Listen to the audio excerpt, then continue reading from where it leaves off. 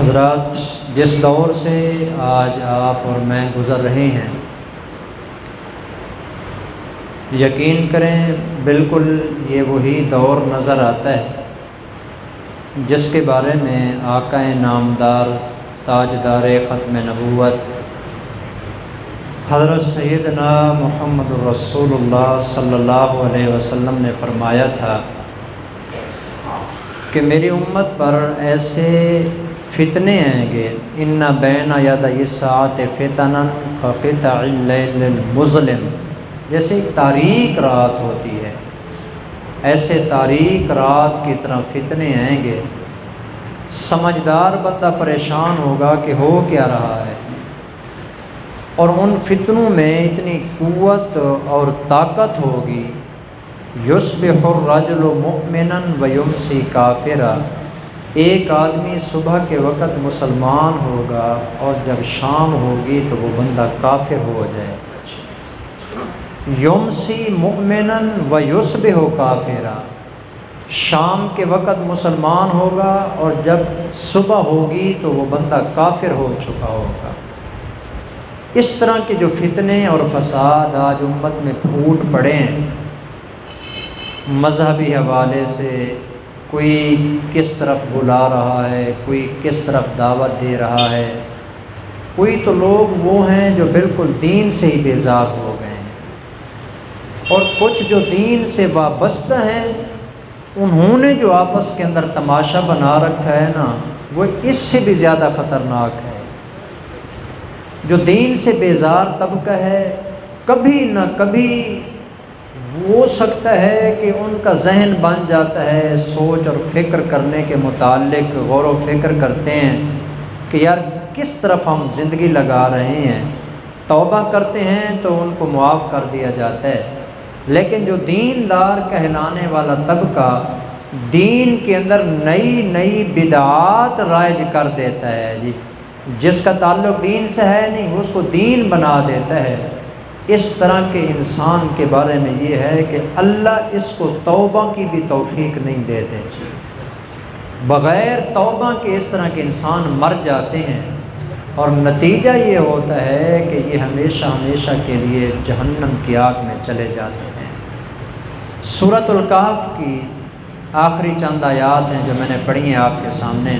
قل، میرے پیغمبر آپ اعلان فرما دیجئے، هل ننبئکم بالاکثرین اعمالا، کیا میں تمہیں خبر دوں ان لوگوں کے بارے میں جو اعمال کے اعتبار سے بدترین انسان ہیں، آخری درجے کے نقصان اٹھانے والے، گھاٹا پانے والے کون ہیں وہ لوگ؟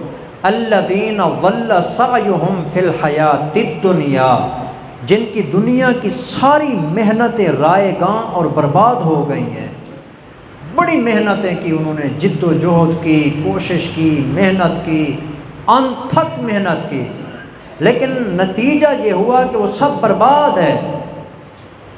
وَهُمْ يَحْسَبُونَ أَنَّهُمْ يُحْسِنُونَ صُنْعًا، اور وہ اپنی طرف سے سمجھ رہے ہوتے ہیں کہ وہ بہت اچھا اور نیک کام کر رہے ہیں۔ بظاہر وہ یہ سمجھ رہے ہیں کہ ہم بہت اچھا اور نیک کام کر رہے ہیں، لیکن نتیجہ یہ ہوتا ہے کہ وہ چونکہ بدعت کا ارتکاب کر رہے ہوتے ہیں، ان کا ایک عمل بھی قبول نہیں ہوتا، سب برباد ہو جاتا ہے۔ اس لیے میں آپ کو ایک دعوت فکر دیتا ہوں جی۔ دو حدیثیں ہیں بالکل مقابل کے اندر میں نے لکھی ہیں جی، ایک اوپر والی حدیث ہے، ایک نیچے والی حدیث ہے۔ اوپر والی جو حدیث ہے میرے بھائیوں، اس کا عنوان ہے سنت کی فضیلت جی، اور دوسری جو حدیث میں نے لکھی ہے یہ بخاری شریف کی، اس کا عنوان ہے بدعت کی مذمت۔ اب آپ خود اس کے متعلق سوچیں۔ میں پہلے آپ کو سنت کی اہمیت بتانا چاہتا ہوں، لیکن اس کی اہمیت بتانے سے پہلے ایک دفعہ میرے ساتھ مل کے دعا کریں، اللہ ہم سب کو حضور کی سنت پہ عمل کی توفیق عطا فرمائیں۔ یہ آج جن چکروں میں ہم پڑے ہوئے ہیں نا، دین کو تماشا بنا دیا ہے، یہودیوں کی طرح، عیسائیوں کی طرح، انہوں نے بھی اپنے دین کو ایسے کھیل تماشا بنا دیا تھا۔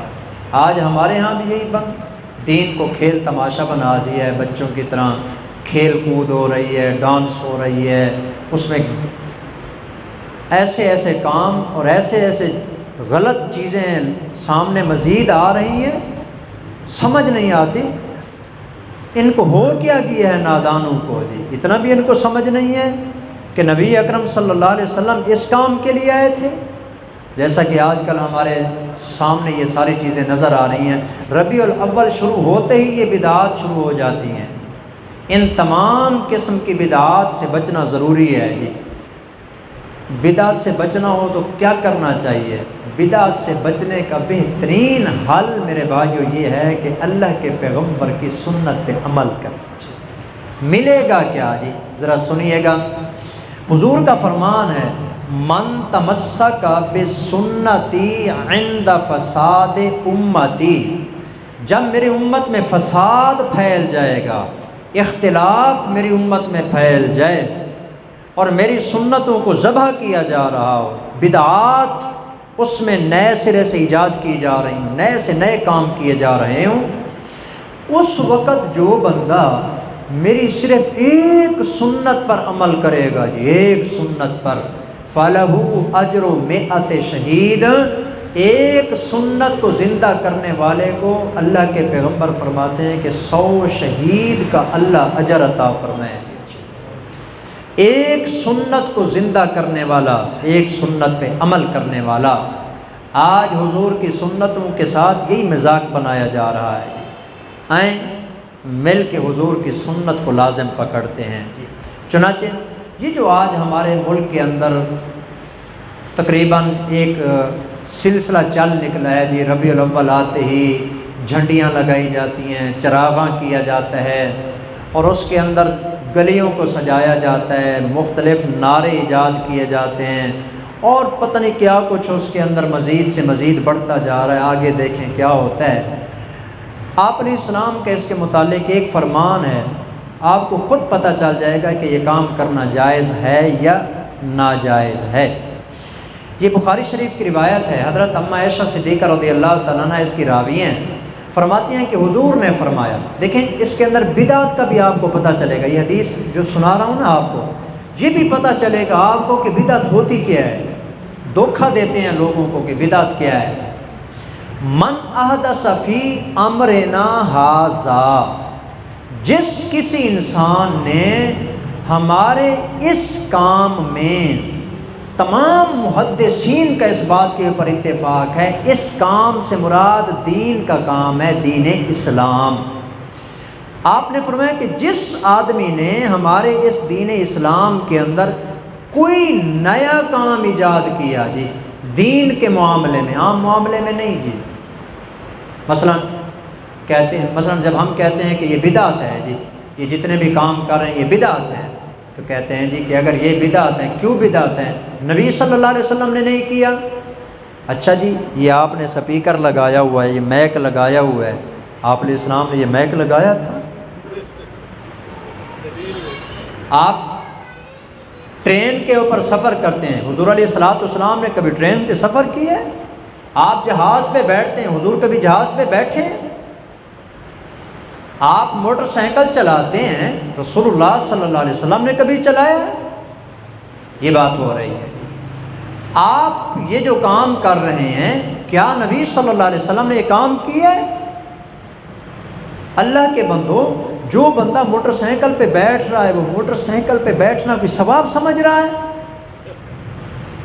ٹرین پہ سفر کر رہا ہے، جہاز پہ بیٹھا ہے، چنگچی پہ بیٹھا ہے، رکشے پہ بیٹھا ہے، یہ کوئی ثواب سمجھ رہا ہے؟ یہ تو ایک ضرورت کی چیز ہے۔ نبی صلی اللہ علیہ وسلم کے زمانے کے اندر گھوڑے تھے، اونٹ تھے، خچر تھے، گدھے تھے جن پہ سواری ہوتی تھی۔ اس دور میں ذرا ترقی ہو گئی ہے تو آدمی ذرا ترقی یافتہ جو ایک شکل ہے سواری کی، اس پہ سوار ہوتا ہے۔ کس نے کہا ہے کہ میں چنگچی پہ بیٹھتا ہوں یا موٹر سائیکل پہ بیٹھتا ہوں تو مجھے ثواب ملتا ہے؟ میں نے کب کہا ہے کہ یہ میک میں اس لیے لگاتا ہوں کہ اس میک لگانے کا مجھے ثواب ملتا ہے؟ یہ تو ایک ضرورت ہے تاکہ آواز آگے پہنچے، یہ ثواب نہیں۔ اگر کوئی بندہ ثواب سمجھ کے وہ کام کرے گا جو اللہ کے پیغمبر کے زمانے میں کام نہیں تھا، اب سمجھے یہ بدعت ہوتی ہے۔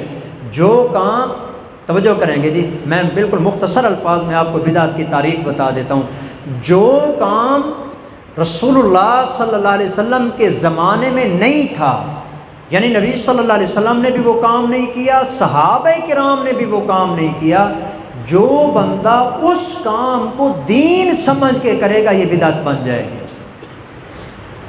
اب یہ جو میلاد منایا جاتا ہے، اس کے اوپر جو خرچہ کیا جاتا ہے، چراغاں کیا جاتا ہے، جھنڈیاں لگائی جاتی ہیں، جلوس نکالے جاتے ہیں، جلسے کیے جاتے ہیں، محفلیں کی جاتی ہیں، ہم صرف اتنا سوال کرتے ہیں۔ ایک سوال چلو آپ مجھے سوال کا جواب دیں، پھر میں بات کرتا ہوں جی۔ چلو یہ بتائیں، نبی صلی اللہ علیہ وسلم کے ساتھ جو محبت ہے ہمیں زیادہ ہے یا ابو بکر صدیق کو زیادہ تھی؟ ہماری محبت زیادہ ہے کہ صحابہ کی محبت زیادہ تھی؟ سوال صرف اتنا ہے، کیا یہ کام صحابہ نے کی ہے؟ نبی صلی اللہ علیہ وسلم 63 سال زندگی گزار کے چلے گئے ہیں، کیا 63 سالہ زندگی میں رسول اللہ صلی اللہ علیہ وسلم نے یہ کام کیا ہے؟ ابو بکر صدیق نے آپ علیہ الصلوۃ والسلام کا اس طرح میلاد منایا ہے؟ حضرت عمر نے، عثمان نے، علی نے، فاطمہ نے، حضرت عائشہ صدیقہ نے 1.25 لاکھ، 1.5 لاکھ یا 2.25 لاکھ کے قریب صحابہ کرام گزرے ہیں نبی صلی اللہ علیہ وسلم کے، کیا انہوں نے اس طرح کا میلاد منایا ہے؟ انہوں نے رسول اللہ صلی اللہ علیہ وسلم کا میلاد نہیں منایا، بلکہ انہوں نے اللہ کے پیغمبر کو منایا ہے۔ جو کرنے کا کام تھا انہوں نے وہ کام کیا ہے، ان کے پاس اس طرح کے فضول کام کرنے کے لیے ٹائم نہیں تھا جو آج لوگوں نے شروع کر رکھے ہیں جی دین کے نام کے اوپر۔ تو اب یہ کہتے ہیں جی کہ یہ آپ یہ کام کرتے ہیں، جدید گاڑیوں پر سوار ہوتے ہیں، ہم نے کب کہا ہے کہ یہ دین کا کام ہے؟ یہ تو ضرورت کی چیزیں ہیں۔ تو دین سمجھ کے جو کام کیا جائے گا، دین سمجھ کے۔ اور یہ جو میلاد منایا جاتا ہے، چندہ کیا جاتا ہے، لوگوں کو یہی بتایا جاتا ہے اس میں چندہ دو گے تو تمہاری بخشش ہو جائے گی، ایک دیکھ آپ دے دیں، ایک آپ دے دیں، ایسے لوفر قسم کے لوگوں کو اکٹھا کر کے اس کے اندر جو ہے نا ہلا گلا کر کے کھا پی کے فارغ ہو گئے۔ اللہ کے پیغمبر کی نہ سنت کا پتہ ہے اور نہ اللہ کے پیغمبر کے اوپر اترنے والے قرآن کی ایک آیت کریمہ کا پتہ ہے۔ یہ نادانی ان لوگوں کے اندر پائی جاتی ہے، جہالت کی وجہ سے یہ ساری چیزیں ہیں۔ تو آپ نے فرمایا من احدث فی امرنا ھذا، جس آدمی نے ہمارے اس دین کے معاملے میں دین کے معاملے میں کوئی نیا کام ایجاد کیا، ما لیس منہ، جو کام ہمارے دین میں تھا نہیں، جو کام دین میں ہے نہیں، کسی آدمی نے اس کو دین بنا کے کیا جی، فہو رد، وہ کام بھی مردود ہے اور وہ کرنے والا بندہ بھی مردود ہے۔ یہ آپ علیہ الصلوۃ والسلام کا فرمان ہے جی۔ تو چونکہ آپ علیہ الصلوۃ والسلام نے اپنی پوری زندگی کے اندر اپنا کبھی میلاد نہیں منایا جی۔ ہاں، ایک ساتھی نے رات مجھے ایک دلیل پیش کی ہے جی کہ میلاد منایا ہے آپ علیہ السلام نے، دلیل کیا ہے جی؟ اس نے ایک حدیث لکھ کے بھیجی، آپ علیہ السلام سوموار والے دن روزہ رکھتے ہیں۔ آپ سے پوچھا گیا کہ حضور سوموار والے دن آپ روزہ رکھتے ہیں؟ آپ نے فرمایا کہ میری پیدائش کا دن ہے اس لیے میں روزہ رکھتا ہوں جی۔ ثابت ہوا کہ حضور نے بھی میلاد منایا۔ میں کہتا ہوں یہ میلاد تو آپ بھی منائیں، اس دن آپ روزہ رکھیں، اس کا طریقہ تو پھر یہ ہے روزہ رکھیں، لیکن اگر آپ نے روزہ رکھ لیا تو یہ دیگیں کون کھائے گا؟ کہ میلاد کے موقع پہ پکی ہوئی دیگیں ہیں، یہ کدھر کریں گے اگر آپ نے روزہ رکھ لیا تو؟ یہ کھانے پینے کا بنایا ہوا چکر ہے۔